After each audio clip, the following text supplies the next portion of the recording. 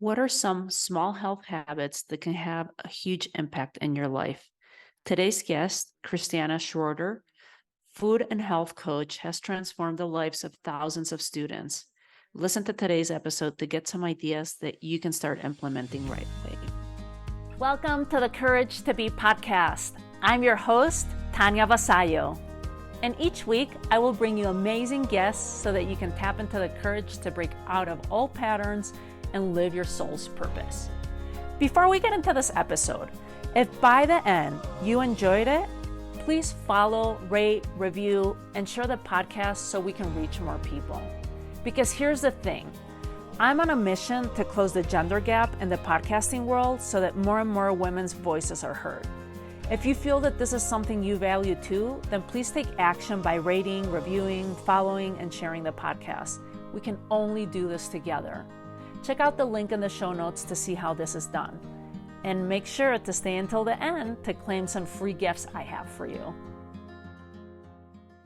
Welcome to the Courage to Be podcast, where we have powerful conversations to transform our life and our business. And today we have Christiane Schroeder with us. Did I pronounce it right? I'm like trying to say the right last name. Thank you, Tanya. It's absolutely amazing. And I adore that you are asking about the pronunciation because I'm definitely not making it easy. But I love it. So tell us a little bit about you, Christiane. You're German, you live in the States.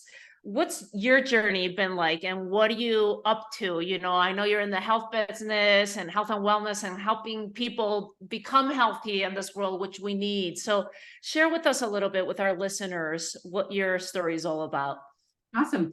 Yeah, so I have been living in California since 15 years. I lived in the Midwest before, where I also earned my PhD and my master's degree, or my PhD in health economics, focusing on obesity and figuring out how we can maybe change prices to directly look at positive benefits with regard to body weight and exercise. And that was also my entrance, so to speak, in the United States. I was a Fulbright scholar, came to the United States on that Fulbright scholarship from Germany.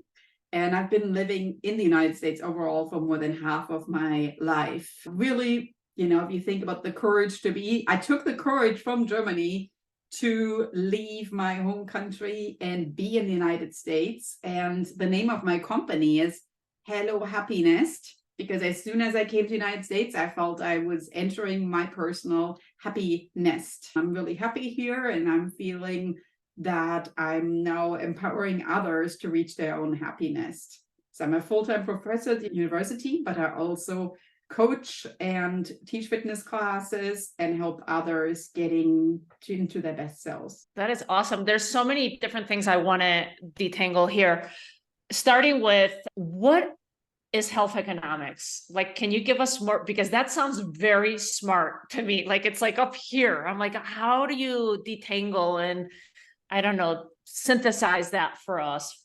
Good.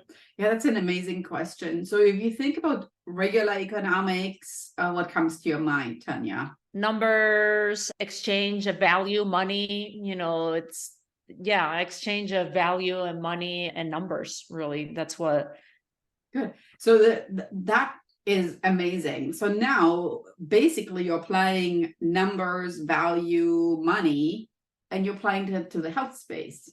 So think about what makes us healthy is maybe healthy eating, maybe exercise, maybe, you know, changing some habits around in the house. And all of this, of course, is something that at the end of the day will make us feel better. So health economics looks a lot at the prices, the income that we get from our day-to-day jobs.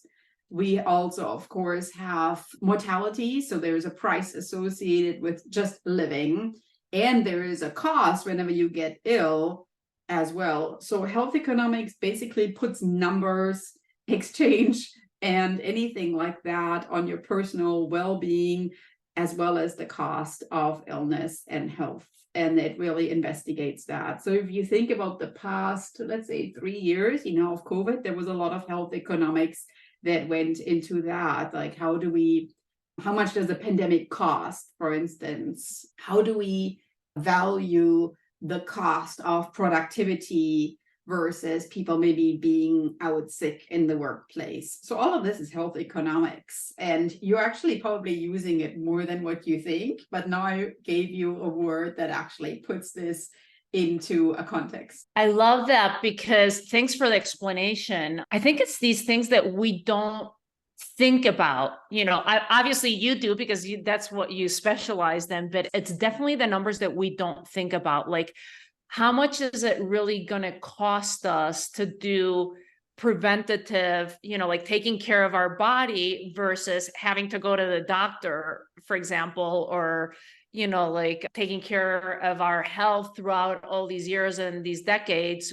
Will it shorten our lifespan, or is that going to cost ourselves and our family a lot more in like disability, or when we're getting to our elder years, and what will our health look at that point? This is fascinating. I'm glad that you brought that up. So what were some of the discoveries that you found as you came and started studying health economics? Because you're coming from Germany. My guess is that you came to the States thinking that you were just going to use your scholarship, study here, but then you ended up staying for 15 plus years. So what happened there? Like, what were some of the discoveries? Like, I'd like to hear about some of these discoveries within health economics that inspired you, and how you ended up choosing to stay here. Yeah, I love that question, because I always say I packed a suitcase and left to study abroad. So I was a typical exchange student, and then actually ended up staying. So that suitcase became my home and my family. Now I have children and I live here, and I'm finding really that decision back then, which really did take a lot of courage, completely changed the path of my life. So a couple of things I want to say about this. So first, we might all have that inner desire to do something different in our life, right? So the reason why I really went abroad is because I'm very passionate about languages. I studied French, English, and also Spanish in Germany. And I knew that I wanted to do something with languages. I wasn't sure whether I should do it full time. So I wanted to go abroad. The other thing that was the driving factor, and that's factor number 2, is that was not super healthy. So I struggled all along with digestive issues. I thought about becoming a dietitian, studying foods and nutrition, doing something in that wellness food space. And so I was motivated by my passion, worked in Germany in the dietitian framework in a wellness clinic, and then all of a sudden realized that, well, I'm still passionate about those languages. So let's maybe go abroad so I can get my passion for, in this case, English covered, but I also want to study more about food and nutrition. And when I then came to the United States, I learned more about food and nutrition, how it impacts our day-to-day purchasing behavior, coming back to that economic decision making, and how you can really change positive habits into motion. So that is really then what I felt was expanding what I had learned in Germany. So I actually transformed my life to a healthier and happier state, which is, again, the name of my company, Hello Happiness. So I found new foods that I had not met previously in Germany, changed my habits with regard to working out.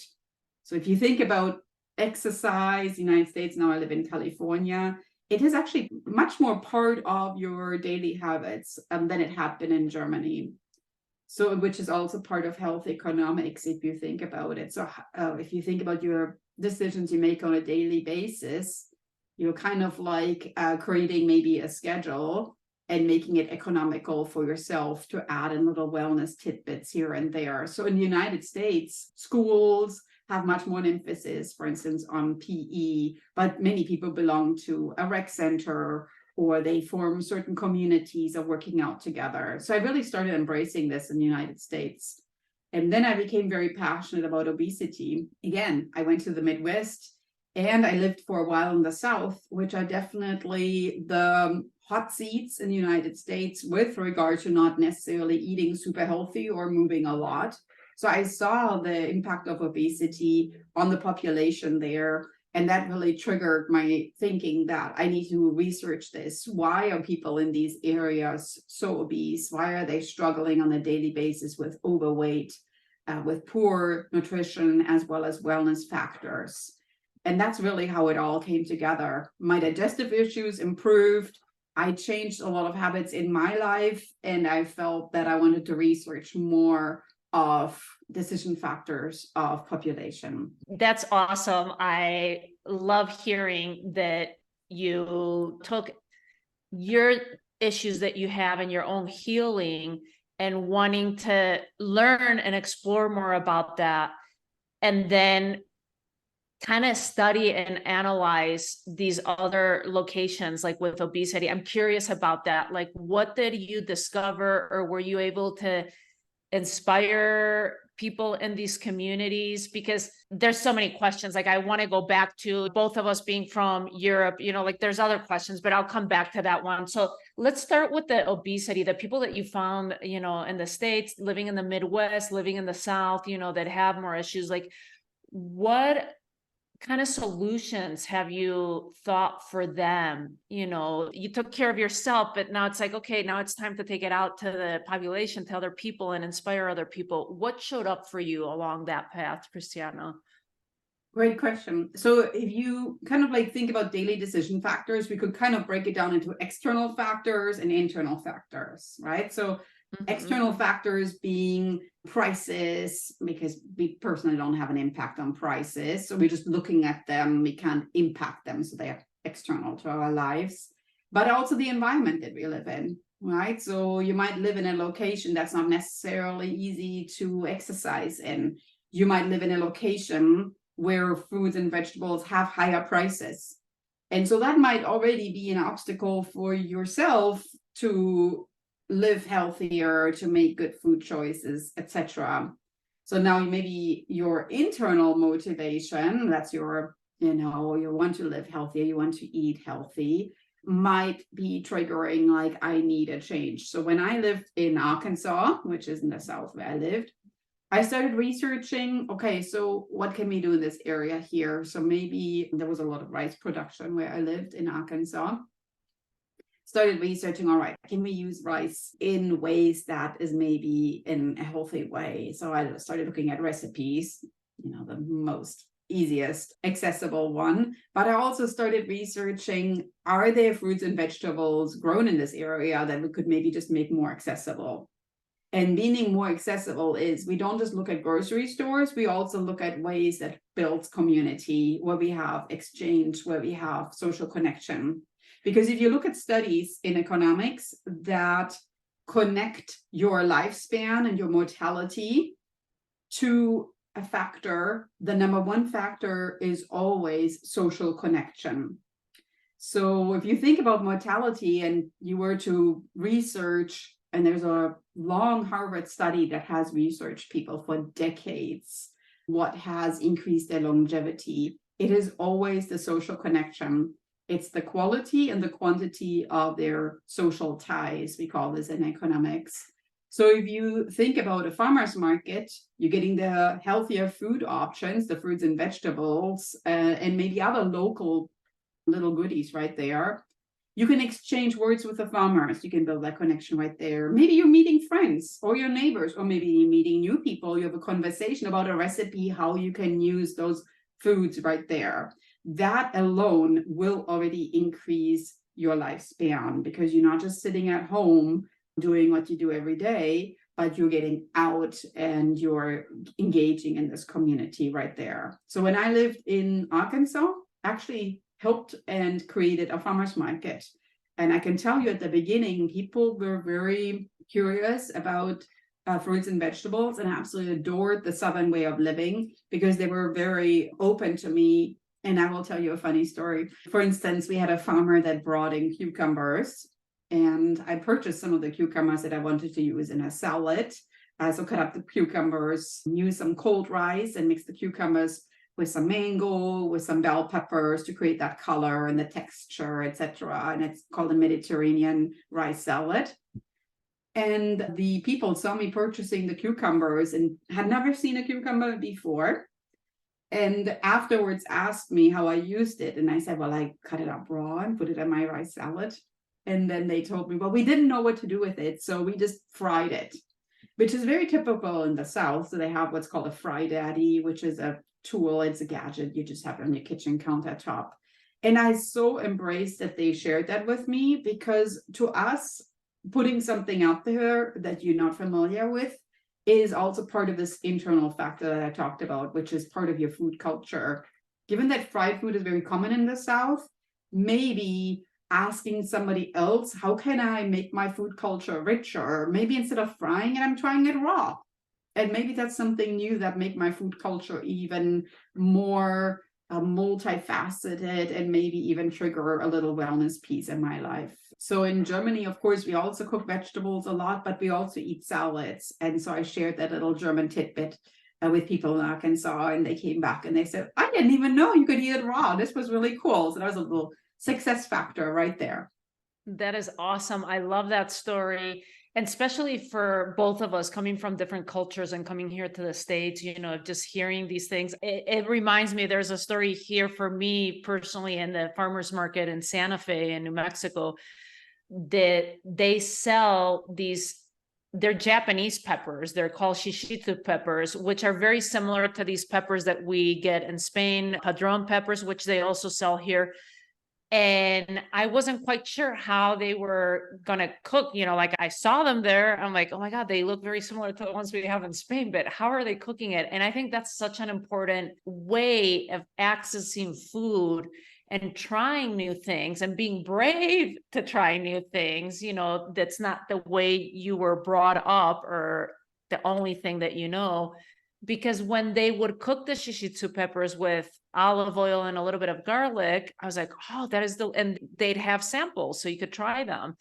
And then you try it and you're like, okay, I'm going to try cooking them this way too. So I think that's brilliant that you did that, Christiana, that you brought that there and are encouraging people to be able to create their, just to spice up their own, no pun intended, but spice up their own cultural aspects with food and their health and how they deal with health, because we are a melting pot. This country is a melting pot, but we can be very attached to our ways of eating and our backgrounds.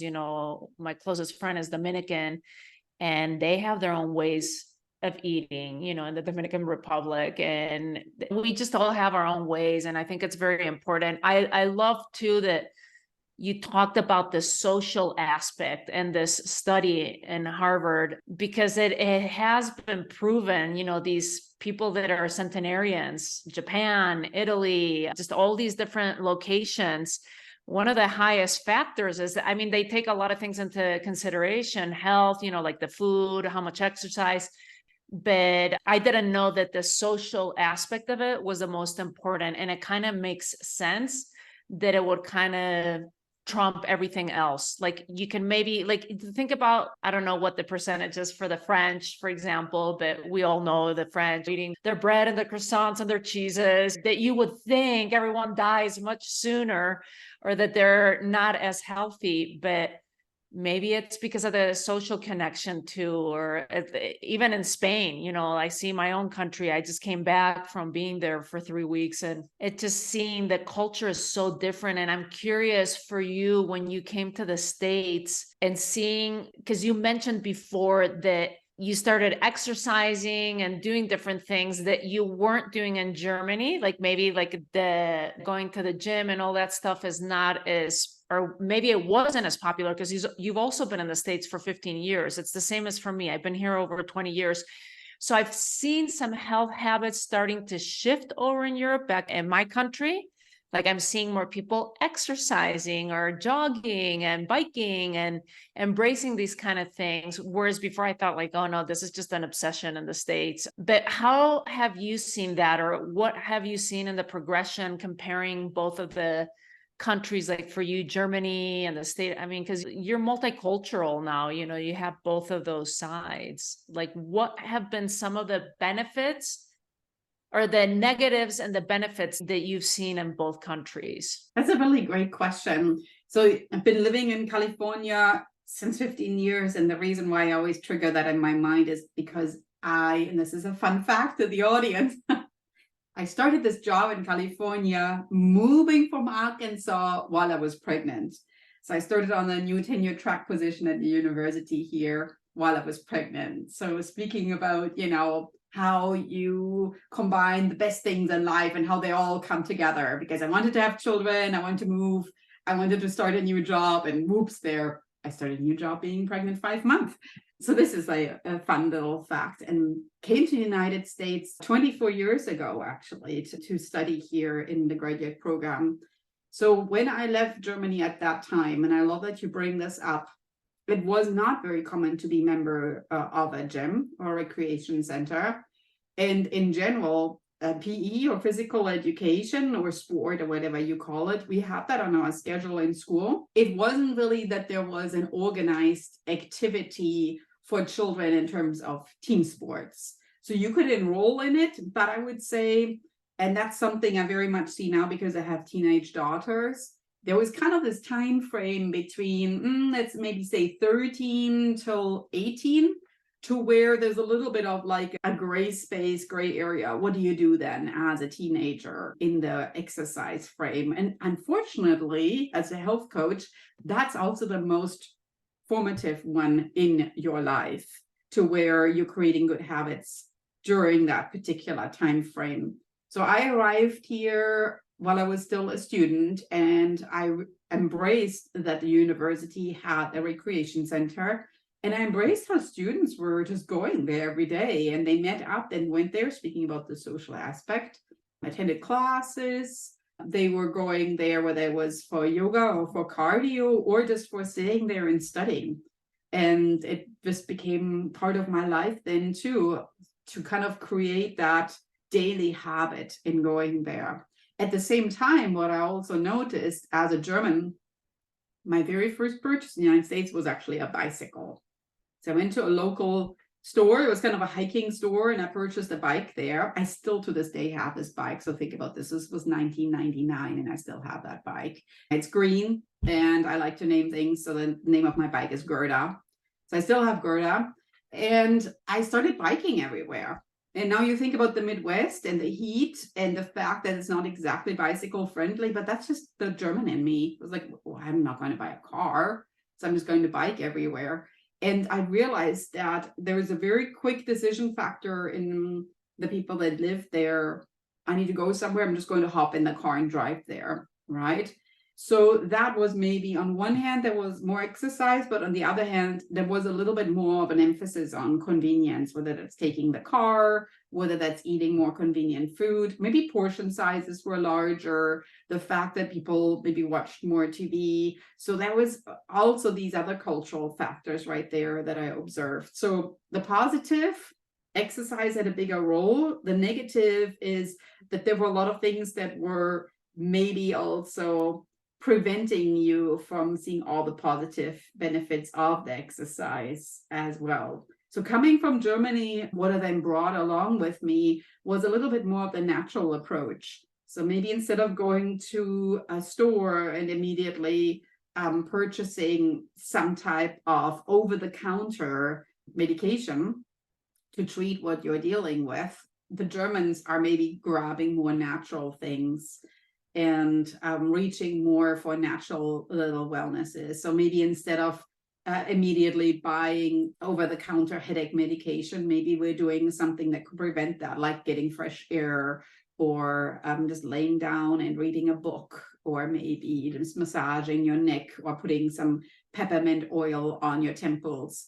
So that's kind of like the way that I'm looking at my life now, is that I'm looking at my own part, as you said, melting pot, and I'm embracing things from both cultures and kind of like trying what works for me. That's awesome.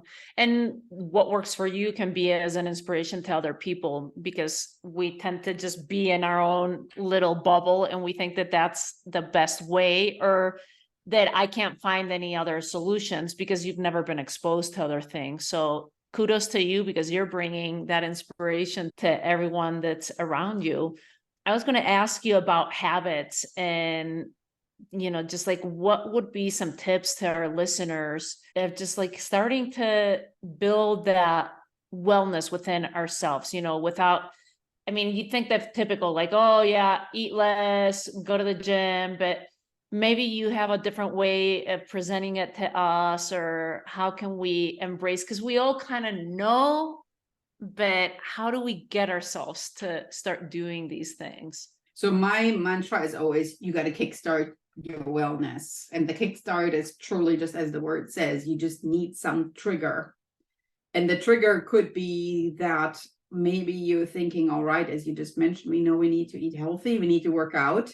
So maybe start with looking at your own eating habits. Are there some easy swaps you could do in your life? Are there maybe some new foods you could try?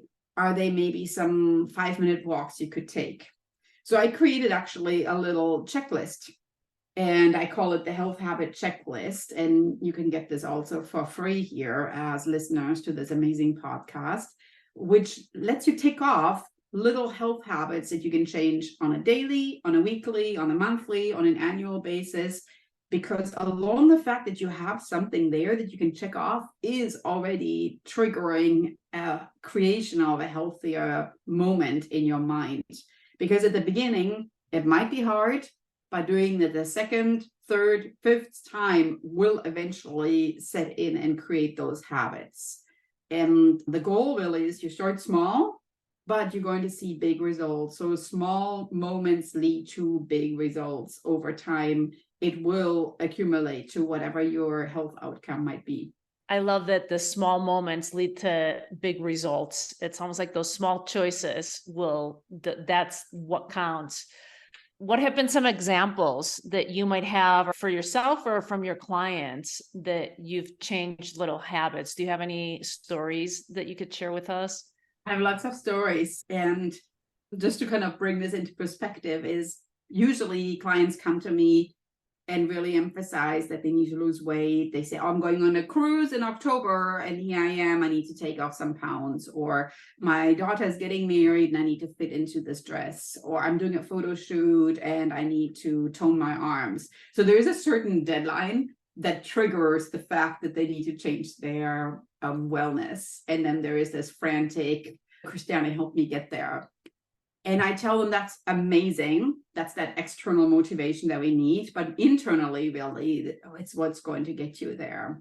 So I'm essentially letting them kind of like share with me what they embrace in their day, because healthy habits means that you don't need to cut out all cookies, cakes, ice cream, and whatever makes you happy. Maybe you're just weaving in some healthier habits. So let me give you an example. So for instance, I had a friend and she was the one that needed to lose weight because she wanted to go on a cruise. So what I did with her is I did a one-on-one coaching with her. And during the one-on-one coaching call, I showed her how to make a smoothie, so that in the morning, instead of reaching for a very high calorie breakfast, she can create something that kickstarts her day, using those words again, in a very healthy way. And then it's very quick, accessible. It's not even like looking at a lot of money, because a lot of frozen fruits and vegetables are much lower priced than fresh. And I showed her how she can actually even create the smoothie in the evening. So time has a cost associated with it too. And we basically did this together. And then I got text messages from her later, how amazing she felt by lunchtime, how much more energy she had because she changed her breakfast habit, and how much more she felt her digestion was working. Usually she was very bloated, very sluggish by lunchtime. And she kind of triggered this back to maybe starting her day off frantically searching for breakfast and, eating a protein bar while she was driving to work. So she was not really focusing on what she was eating. She was just kind of feeding her body and feeling that she's basically starting her day already stressed. And so that was a huge moment. And she ended up losing 15 pounds, which is, of course, something that was a positive side benefit of changing something as small as just your breakfast habit right there. That is awesome. I love that. I love hearing these kind of stories because I think sometimes we feel like it has to be these huge changes, like you're saying, like these triggers, like I'm going on that cruise and I need to lose 15 pounds and leave them off for the rest of my life. But it doesn't have to be that way. It's more creating that health style, it's like shifting. That's why I never believed in the word diet, because it's just, so what, you're going to do it now and then you're going to go back to where you were or worse. Why not slowly create a health or a lifestyle, of these habits? So I love this. I'm going to keep asking you some questions about that. What are some different exercises for different bodies? Because I know that you've talked about that before, and I want to hear more in depth of, because we're not all the same. We all have different body shapes and types. What would you suggest? I love that you're asking this question because I teach a lot of different fitness classes. And I always say my door is open, whether that's online fitness classes that I teach or whether that's in-person fitness classes that I teach. And think of different exercises as an appetizer plate where you're trying them and then you see which one works well for you. So for instance, the one that I started teaching first is weightlifting. So I teach a weightlifting class, and that's truly transformational for anybody. Weightlifting is so important to build your bone strength, but also to increase how you feel, confidence.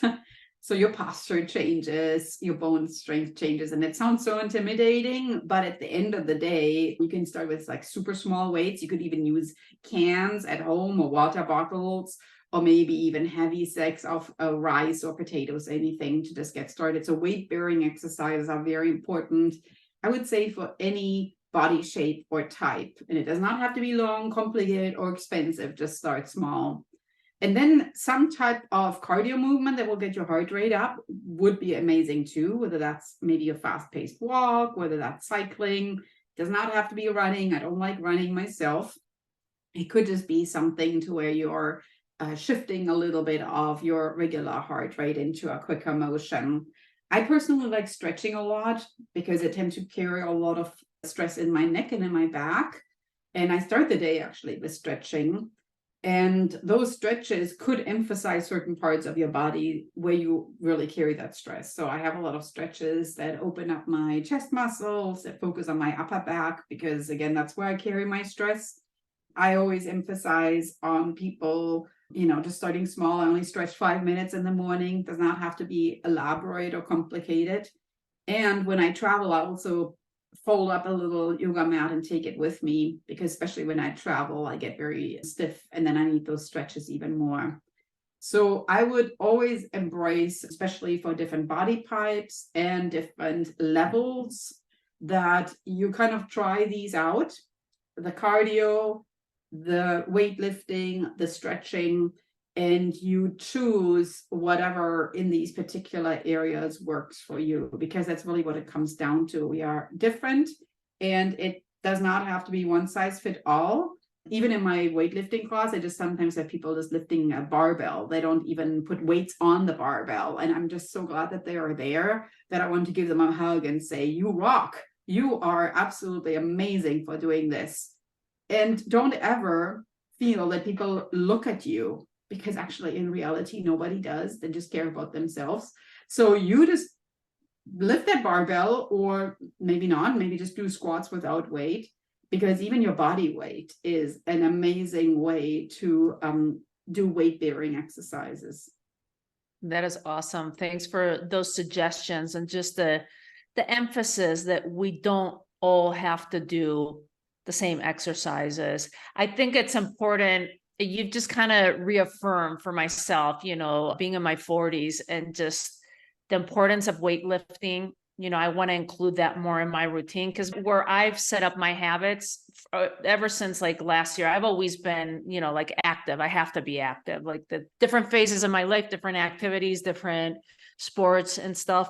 In the last couple years, the goal is you have to move daily, Tanya. Like that's the goal, instead of like, you have to do 50 minutes of running. And like, I pulled it down and I'm just like, no, just move. Did you do a full hour walk? Did you do dancing at home? Did you go to the gym and lifted weights or whatever? So thank you for sharing that. What I do realize that I want to incorporate with the habits is adding more weightlifting, because in the 40s, like I've read, don't we start losing muscle mass like late 30s, even 40s, like how important it is to continue to lift some sort of weight, whether it's your body weight, like you're saying, or resistance, right? Am I right with that or not? You're completely right. So we're losing bone density.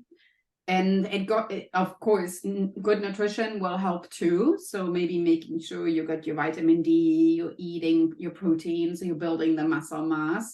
But at the same time, moving your body, weight-bearing exercises, super important too. And it comes also down to your posture, because your posture will increase how you breathe, how you present yourself to the world.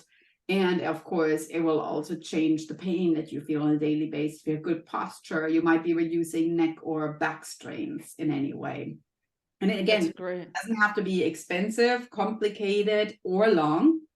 It could maybe even be that you park a little further away to work and you're going up those stairs and your backpack is your weight, right? You're carrying maybe a backpack or a work bag, and you buy an economic one. That's important. Don't buy something that will hurt your shoulders.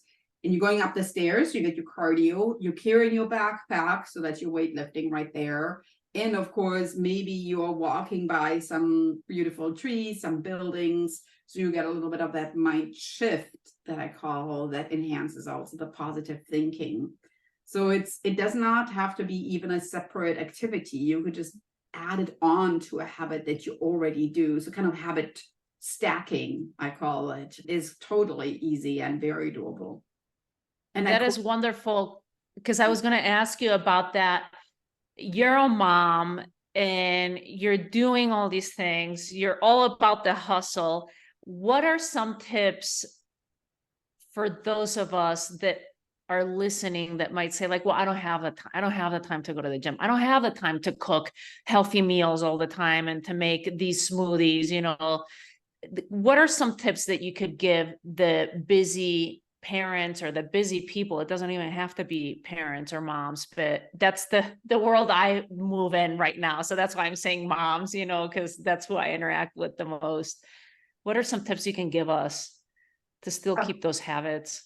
Great question, Tanya. So I give a lot of free tips in my health habits checklist. It's called Health Habits Checklist to Optimize Your Wellness. So download that free PDF and maybe print it out and hang it somewhere so you can some of the habits. We'll put it in the show notes to make sure, so that anyone that wants to get the healthy habits checklist from Christiane, just check the show notes.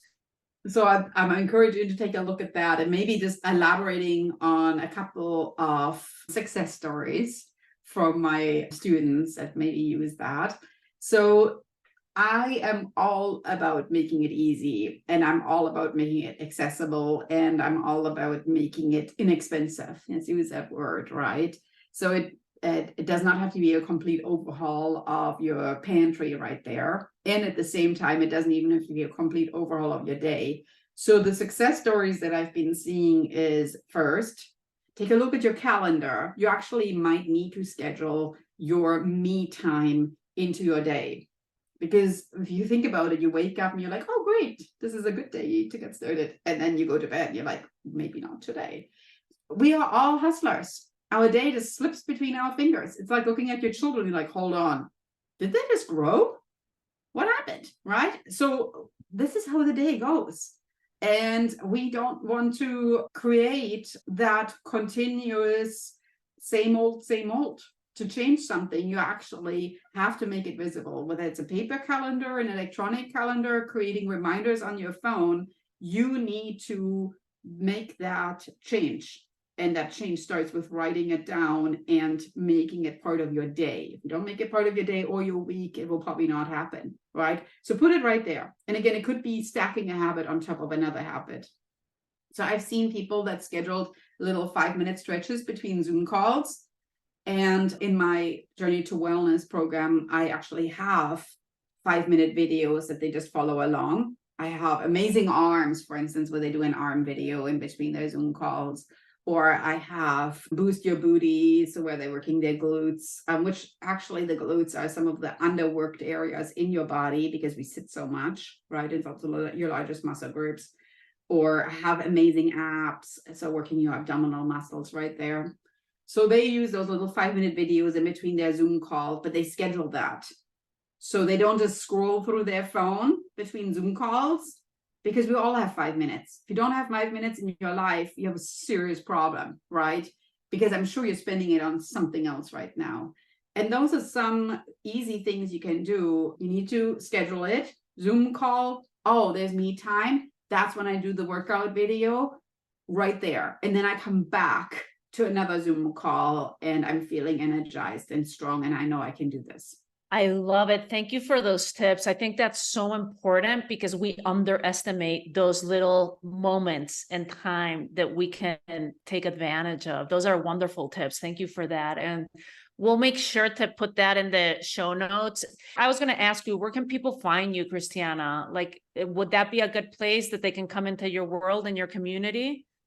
Yeah. So if you want to get that amazing checklist, click on the show notes and you go to the checklist. I have a very active newsletter where I share recipes. I share my podcast episodes that I record with my guests, which also have wellness tips right there. It's called Happy Healthy Hustle.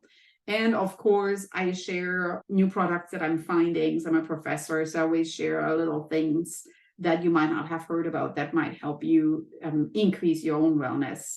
I lead a very active Journey to Wellness program, which includes coaching as well. And I would encourage you to be part of it. It's a wonderful community of people that reach their own wellness goals called Journey to Wellness. And you can find more about that on my website, which is called Hello Happy Nest, all in one word. So hellohappynest.com, where you can also get the recipes. You can find more freebies. And of course, you can get in touch with me.